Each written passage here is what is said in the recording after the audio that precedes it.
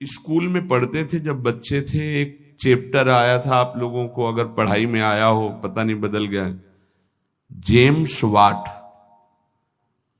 एक James Watt नाम का बालक, जिसको निकम्मा समझा जाता था घर में, वो एक दिन बैठा था, देखा कि एक बटलोई चढ़ी थी और उसके ऊपर ढक्कन रखा था, नीचे से भाप ऐसे करके ढक्कन को उठा देती। उसने फिर वजन रखा, फिर भाप बनी और उठा दी, फिर वजन और बढ़ा के रखा, वजन बढ़ाता गया, भाप उसको उठाती गई। उसी ने इंजन की रचना की थी, जेम्स वाट। आप इसका भाव समझ पा रहे हैं हम क्यों उदाहरण दे रहे हैं? जब आपके अंदर अग्नि पैदा हो रही है, जलन पैदा हो रही, तो आपके जीवन को भगवान की तरफ ले जाने वाले पावर को उठा जागृत कर रही। तुम विचलित होकर उसे विषय भोगों से पुनः शांत कर देते हो। उसे शांत नहीं करना, उसको और बढ़ाना है। आग को जितनी बढ़ जाएगी उतनी जोर से अध्यात्म की तरफ आप चलोगे। उल्टा मत चलो, उल्टा मत सोचो। ये आग समन का अवसर नहीं, आग बढ़ने का अवसर है। आग बढ़ने दो, वही तेजस्वी बनाकर तुम्हें अध्यात्म की ऊंचाई पर चढ़ा देगी। उस बात से अनुभव किया कि भाप में कितनी ताकत है। अगर ये भाप मिले तो बहुत बड़ा कार्य चल सकता। तो वही कोयला झोंककर भाप पैदा करके इंजन के द्वारा ट्रेन निकलवा दी, और उसको सब निकम्मा समझते थे। बस वो विचार, ये चिंतन का विषय। हमारे अंदर जो आग पैदा हो रही, कामाग्नि, क्रोधाग्नि, लोभाग्नि, उसे हम सह रहे हैं। उसको सह रहे हैं तो एक पावर बन रहा है। वो पावर आपको सीधे भगवान की तरफ बढ़ाएगा। अगर आप उसको बुझाने में लग गए तो वो इधर आध्यात्मिक शक्ति क्षीण हो जाएगी और भोगा शक्ति बढ़ जाएगी। ये अनुभव की बातें हैं। आप इसको सहना सीखें, मिटाने में काम नहीं बनेगा। सह करके प्रभु की प्राप्ति हो जाएगी। सहना सीखो, सहना हमारा परम धर्म है। सहन कर गए तो महात्मा, टूट गए तो विषयात्मा। और फिर हमें पता नहीं ये अवसर जो मिला है कब मिले। इसलिए सावधान, सत्संग को सुनो और उसका मनन करो, उसको जीवन में उतारो, तभी लाभ मिलेगा। नहीं रोज सत्संग हो रहा है और अगर आप सुनेंगे नहीं तो 1 घंटा 1.5 घंटा बैठ लिए, फिर वही मनमानी चिंतन ठीक नहीं। ये 6 बातें जिसके जीवन में है, उसके अंदर भक्ति की निष्ठा जागृत हो जाती है और वो सिद्ध महापुरुष हो जाता है। फिर पहला, हर परिस्थिति में क्षमा। बहुत कठिन है, बहुत कठिन है। कोई अपराध पे अपराध करता जा रहा है, हम क्षमा पे क्षमा करते जा रहे हैं। बड़ा प्रभाव क्षमा का है। आप तो क्षमा कर रहे हो, उसका परिवर्तन शुरू हो जाएगा। क्षमा में इतना बड़ा बल है कि जो अपराध कर रहा है उसका परिवर्तन हो जाएगा। क्षमाशील ही परिवर्तन कर सकता है। क्रोध करने वाला या दंड देने वाला महान नहीं माना जाता, क्षमाशील महान माना जाता है। दूसरा, कभी भी किसी भी परिस्थिति में समय व्यर्थ न जाना, वस्तु, व्यक्ति, स्थान के संयोग में। तीसरा, कोई भी भोग सामग्री समीप फिरी पर नहीं भोगना प्रभु के। मेरे प्राप्ति के लिए मेरा भक्त सब सुखों का त्याग करता है, भगवान ने कहा। जो पवित्र भोग हैं उनको भी आवश्यकता के अनुसार ही, विधि भोग हैं जिनका निषेध नहीं किया गया, धर्म पूर्वक भोग सकते हैं, उनको भी आवश्यकता के अनुसार जितना कम से कम सेवन कर सके। चौथा, सम्मान को विश्वत, नीच पुरुषों द्वारा किए हुए अपमान को अमृत मानकर निराभिमानी रहना। पांचवा, निरंतर अपने गुरु प्रदत्त उपासना में आसक्त और इष्ट देव पे आसक्त, जो गुरुदेव ने बताए। छठवां, सदगुरुदेव की पूर्ण शरणागति, पूर्ण आश्रय, एकदम कोरा कागज बनकर वो जैसा जैसा कह रहे हैं वैसे चलने से भक्ति निष्ठा जागृत हो जाती। भक्ति निष्ठा जागृत होने पर वो सबसे अधम और छोटा अपने को समझने लगता है। अपने को इतना तुच्छ मान लेता है कि उसके भजन, सेवा, सद्गुण जितने हैं उनका उसके अंदर अभिमान ही नहीं आता। इसी कारण वो सिद्ध हो जाता है।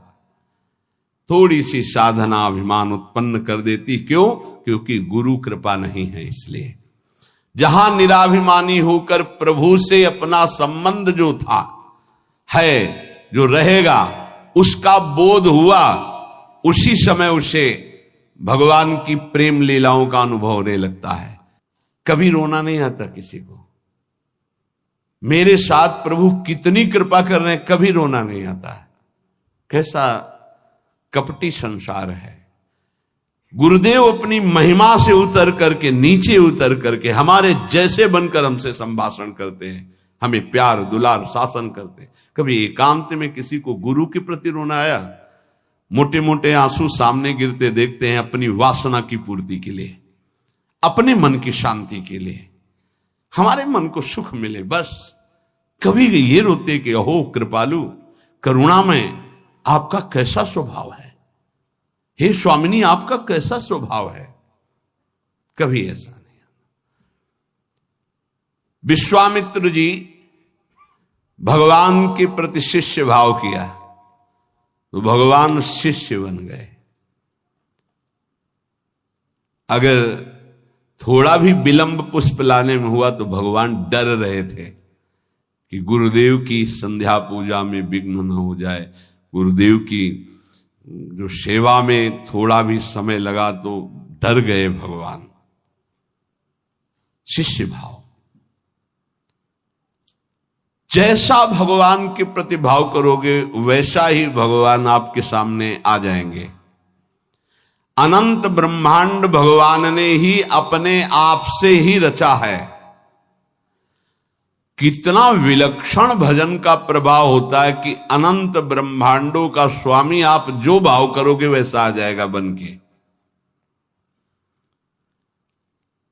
अगर आप भगवान को भोग रूप में चाहेंगे तो भोग रूप में भी आ जाएंगे, ऐसा ही है। बड़े कृपालु हैं, जिस रूप में आप चाहेंगे भगवान आ जाएंगे। आप आज भी जो कामना करते हैं ना, मेरे भगवान ही आपकी पत्नी बने हुए, पुत्र बने हुए, आपका परिवार बने हुए, आप पहचान नहीं पा रहे हैं। जो हम कामना करते हैं ना कि आज ये, तो भगवान वही बनकर आ जाते हैं, वही पदार्थ बनकर आ जाते हैं, वही व्यक्ति बनकर आ जाते हैं, वही वस्तु बनकर आ जाते हैं। यद्यपि भगवान ही हैं, दूसरा कोई नहीं है। वही अपने आप को प्रकट किए हैं। उपनिषद में आता है एकाकी न रमते, खेलने की इच्छा हुई तो दूसरा कोई हो तो खेले, तो अपने आप को इतने रूपों में खेल में फैला दिया। एकाकी न रमते, भगवान ने अपने एकोहम बहुश्यामा, मैं ही बहुत रूपों में हो जाऊं, और वो अपने आप से अपने आप में खेल रहे हैं। तीन खेल हो रहे हैं यहां प्रगट में। एक हो रहा है सृष्टि का सृजन बराबर चल रहा है, सृजन भी बराबर चल रहा है, पालन भी बराबर चल रहा है, संहार भी बराबर चल रहा है। सृजन होता जाता है, पालन होता जाता है, संहार होता जाता है, सृजन होता जाता है, पालन होता, संहार, ये बराबर लीला चल रही है। किसका सृजन? अपने आप से अपने आप का सृजन। किसका पालन? अपने आप से अपने आप का पालन। और किसका संहार? अपने आप से अपने आप के ऊपर संहार लीला, किसी और की नहीं है, वही है। आप भी वही हैं, पर नहीं समझ पा रहे। भगवान ने कहा यथा तथा, अर्थात मुझे जैसे बसता मैं वैसे, ये यथा माम प्रपद्यन्ते तास तथैव, यथा तथा। भाव और लगन, जिस तरह की आपकी लगन है और जिस तरह का भाव है वैसे ही भगवान अनुभव में आते हैं। जब आप घोर विषय चिंतन करते हैं तो भगवान विषय रूप में आ जाते हैं। गाढ़ चिंतन विषय का तो विषय रूप में आ जाते हैं। सलाह दे देंगे आपको, देखो ये विषय जो मैं ही हूं, इसको प्राप्त करना है तो ऐसे चलो, ऐसे प्राप्त करो। वो भले आप निषिद्ध चिंतन कर रहे हैं, जब ज्यादा हठ करेंगे तो आपको वही सलाह देने लगेगा हित। आप ऐसा करो, ऐसे से ऐसा कर लो, ऐसे से ऐसा कर लो। और जब पिटाई होगी तब आपको फिर उपदेश करेगा, कहा था नहीं, नहीं माने तो सलाह दी थी, अब मान लो। हित का बड़ा ही कोमल स्वरूप है।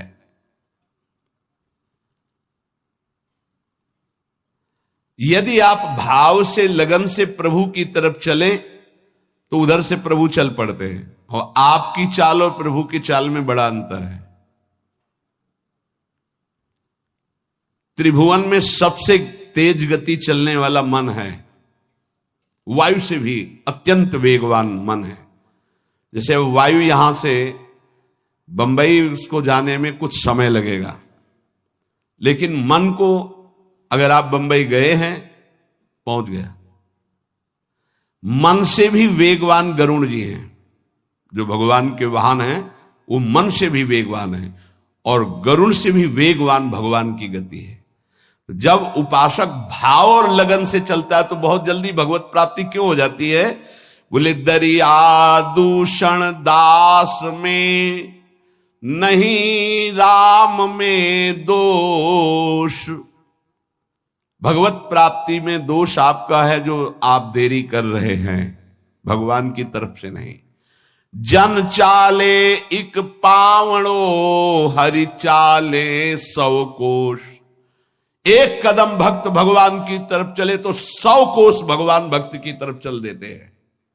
100 को उनका वेग है ऐसा, वो अपने कदम से एक कदम तो ब्रह्मांड पार कर दिए। आपका भाव और लगन, भाव में तो विषय भरा है, लगन लगी भोगों की तो बार बार वही आ रहे हैं भोग रूप में, दूसरा कोई नहीं। पर जब भोग रूप से आप विषयों का सेवन करते हैं तो फिर नरक रूप से भगवान मिलते हैं, रोग रूप से भगवान मिलते हैं, दंड रूप से, जलन रूप से भगवान मिलते हैं। भगवान का कौन सा रूप आपको पसंद है? आनंद तो छोड़ो इसे, आनंद सिंधु प्रभु के रूप का ध्यान करो, उनका नाम जप करो। भगवत प्राप्ति में कोई बाधा नहीं डालता, साधक स्वयं बाधा को स्वीकार करता है। क्योंकि भगवत प्राप्ति के लिए जो तुम्हें समझ दी गई है उसका प्रयोग नहीं कर रहे। भोग सामग्री देखी, समझ कह रही कि नहीं इससे बहुत विलंब हो जाएगा, भगवत प्राप्ति नहीं होगी, आप ये अनसुनी कर दिए, उसे भोग लिए। किसकी गलती रही? आपकी। आपने अपनी समझ का आदर ना करके और भोगाकर्षण का आदर कर लिया। अपने समय को, अपने जीवनी शक्ति को, अपने समझ को भगवत प्राप्ति के योग में लगाना चाहिए। आप भगवत प्राप्ति की वियोग में लगा रहे हैं, दूरी बनाने में लगा रहे हैं। चलना इधर है, चल इधर रहे, इसमें कमी आपकी है। सामर्थ्य जितनी है अगर उतना कदम बढ़ा दो तो तुम्हें खुद अनुभव होने लगेगा भगवान कितनी वेग से आपकी तरफ आ रहे हैं। पूरा समय, पूरी सामग्री, पूरी सामर्थ्य भगवत प्राप्ति के लिए मिली है आपको। पूरा समय, पूरी सामग्री, पूरी सामर्थ्य भोग प्राप्ति में लगा रहे हैं आप, देख लीजिए। कारण समझ सामग्री समय का दुरुपयोग कर रहे हैं क्योंकि तुम्हारे अंदर लगन नहीं, अगन नहीं भगवत प्राप्ति की। भक्ति किसी साधन विशेष से नहीं प्राप्त होती, कर्मों से नहीं प्राप्त होती, भगवान की पूर्ण शरणागति से होती है। कई बार इनकी चर्चा हुई, पूर्णता कैसे होती है? हे हृदय से प्रभु की शरण। यदि परमार्थ में उतरे हो तो चैन नहीं है। यहां दरस बिन दुखन लागे नैन, जब से तुम बिछुरे प्यारे कबो न पायो चैन। बेचैनी बढ़नी चाहिए। जब बेचैनी बढ़ती साधक में कृपा से तो वो समझता है परेशानी बढ़ रही और उसको मिटाने के लिए भोगों में उतर जाता, खत्म। अरे वही बेचैनी तो विरह बनती है, तुम समझते कहां हो? जब आपके अंदर जलन होती, बेचैनी होती, घबराहट होती है तो वही जाकर विरह बनती है। हा प्राणनाथ, अब जिया नहीं जा रहा आपके बिना, वही भगवत साक्षात्कार कराती है। आप समझ नहीं पा रहे, आपको लग रहा है मेरे साधन में कमी हो गई जो बेचैनी बढ़ रही। यही साधन की परिपक्व अवस्था है जो बेचैनी बढ़ रही। प्यारे समझिए, आपका हृदय तो जलता है, आप में जो अशांति सी महसूस हो रही है, अभाव सा महसूस हो रहा है, ये कृपा हुई है आपके अंदर। यही अभाव आपके अंदर ऐसा भाव पैदा करेगा कि आप चिल्ला चिल्ला कर रोने लगेंगे, प्रियाजू अब रहा नहीं जा रहा, सहा नहीं जा रहा, अब आ जाइए। बन गई बात। जहां आपके अंदर ऐसा भाव आया, बेचैनी बढ़ी, तो आप उसको चैन प्राप्त करने के लिए भोगों का चयन कर लेते हैं। बस गई वो। बोले अब थोड़ा। कल किसी ने कहा था कि आपके कथनानुसार मैं जब चलता हूं तो भारी घबराहट पैदा हो जाती है, और जब हम आपकी हर बात छोड़ देते हैं तो एक तसल्ली से मिलती है और शांति मिल जाती है। क्या शांति मिल जाती? मन। अब विषय भोगने को मिलेगा, अब स्वतंत्रता मिल गई। अब और जहां अनुशासन में वो जलता है कि मेरी हर वासना की आपूर्ति हो जाएगी, आप समझ नहीं पा रहे। वो जो आपके अंदर बेचैनी, वो भगवत प्राप्ति के लिए योग्यता पैदा कर रही है आपके अंदर, पर आपको वो नहीं चाहिए, इसलिए विषय सेवन में शांति लगती। त्यागात शांति, तो वो कह रहा विषय भोगों में शांति मिल जाती है। यही बुद्धि की बात है, बहुत खराब बुद्धि हो चुकी। दास्य, सख्य, वात्सल्य, माधुर्य, ये जितने भाव है पहले इनके शरणागति पुष्ट होनी चाहिए। भगवान सब कुछ आपको दे देंगे, पर पहले शरणागति पुष्ट होनी चाहिए। अगर आपने अपने आप को श्री भगवान को दे दिया तो श्री भगवान अपने आप को आपको दे देंगे। सौदा बहुत सस्ता है। हमने अपने आप को तो भोगों में दे रखा है। अगर हम अपने आप को श्री भगवान को दे दे, श्री भगवान हमें अपने आप को दे दे, कितना सौदा सस्ता है। अगर शरणागति पक्की हो गई तो भगवान त्रुटियों की तरफ नहीं देखते। राहत न प्रभु चित चूक किए की, करत सुरत सौ बार ही की। प्रभु उसके हृदय की बात देखते कि मेरा शरणागत हो गया, सैकड़ों त्रुटि हो जाए तो भी ध्यान नहीं देते। कितनी कृपा है। जैसे पीछे आपने सुना था कि भगवान कह रहे हैं मेरे जन्म कर्म को दिव्य मानने वाला पुनर्जन्म को प्राप्त नहीं होता। ऐसे ही मैं प्रभु का हूं, प्रभु मेरे, उसका पुनर्जन्म नहीं होगा। शरणागति का शुद्ध स्वरूप। हमारे माई श्यामाजू को राज, मेरी श्यामाजू मैं श्यामाजू का, ये सूत्र समझ लो। प्रभु को अपना मानने वाला, अगर उससे त्रुटियां भी होती तो प्रभु नहीं गिनते। जन अवगुण प्रभु मान न का, उसको भगवत प्राप्ति हो जाएगी। मैं प्रभु का, प्रभु मेरे। बस किसी भी दबाव में आकर बीच में तीसरा नहीं हो जाना चाहिए। मैं प्रभु का, प्रभु मेरे। फिर मैं प्रभु का ये भी विस्मरण हो गया, केवल प्रभु मेरे।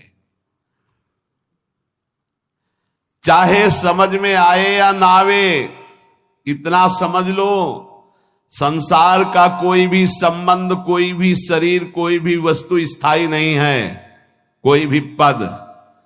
लेकिन ये बात सदा तुम्हारे अंदर स्थायी बनी रहेगी, मैं प्रभु का, प्रभु मेरे। अगर आ गई है, शरीर छूटा किसी भयानक अपराध से, अगर फिर जन्म हुआ तो ये बना रहेगा, मैं प्रभु का, प्रभु मेरे। ये आपको परम पद प्राप्ति करा देगा। अवश्य अवश्य भगवत प्राप्ति हो जाएगी। तो अगर भगवान से कोई दुश्मनी कर ले तो उसे भगवत प्राप्ति हो जाएगी। द्वेष कर ले तो भगवत प्राप्ति हो जाएगी, क्योंकि प्रभु से ही तो जुड़ा है वो।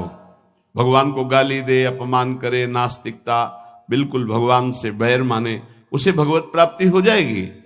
यहां की जैसा कहा कि जैसे भक्त भजता है मैं वैसे भजता हूं, तो वो वैर से भजेगा तो वैर से ही सही, पर भगवत प्राप्ति तो हो जाएगी ना। बोले नहीं, भगवान ने एक शब्द कहा है, ये यथा माम प्रपद्यन्ते। प्रपद्यन्ते माने शरणागति। शरण में, मेरी शरण में होकर जैसा भाव करता मैं वैसा अनुभव कराता हूं। तो वो जो भगवान की निंदा करता है भगवान की शरण में थोड़ी है, उसको तो नरक की प्राप्ति होगी। बोले शिशुपाल ने भी तो निंदा की थी, तो रात दिन भगवदाकार वृत्ति रहती थी उसकी। उसे उठते बैठते चलते फिरते कृष्ण ही नजर आते थे। कंस ने भी तो द्वेष किया, तो उसको दाल में जीरा भी कृष्ण ही नजर आते थे। जिधर दृष्टि डालता कृष्णाकार वृत्ति थी उसकी। ये छोटे मोटे बैर वालों को यमराज ठीक कर देते हैं, उनको भगवान को नहीं अवतार लेना पड़ता। ये जैसे ना कि भगवान की निंदा कर रहे हैं, भगवान की अवहेलना कर रहे हैं, नास्तिकता कर रहे हैं, इनके लिए शासन विभाग है यमराज, वो अच्छी धुलाई करके। देखो यहां चाहे जितना आप अपने